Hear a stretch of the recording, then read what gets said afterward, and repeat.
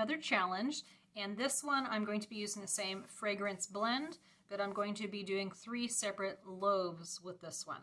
So I'm going to use the same like beginning video for all 3, but each soap will be a little bit different, and I'll be kind of reusing some containers. So number 1, I will be doing a butterfly swirl, and I'm going to do kind of a basic one that I've done before.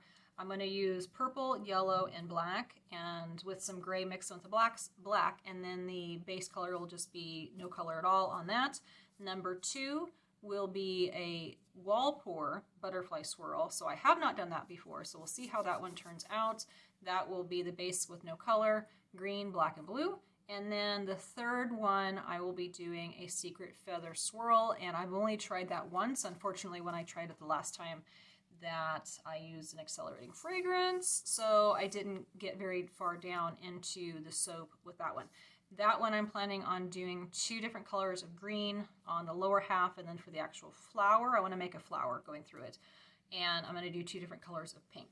So for all 3 of them, I'm going to be doing a blend of a nice floral. I have Sweet Pea, just a teeny tiny bit of that. That one can cause ricing. I have not used that fragrance yet, but I'm only using a tiny bit. Honeysuckle, that one can cause acceleration. I'm using my slow moving recipe, but again, I'm only using a tiny bit. I only have ½ an ounce left. So split between 3 batches, that's going to be like nothing. But that one, the last time I used it in cold process soap, I used my slow moving recipe, and I didn't have any issues with it. So hopefully that won't cause anything.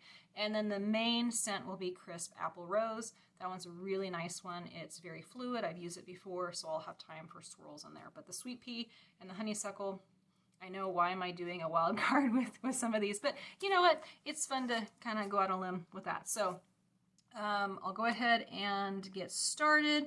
So again, I'm going to be doing 3 separate loaves. That was one of the rules. This is for a challenge, is you have to do 3, for every single pour, you have to do start to finish. You can't like do a little bit of the loaf and then come back, not layers. So there's no layers, it has to be all done in one go. So go ahead and get started. And again, there's going to be 3 different ones.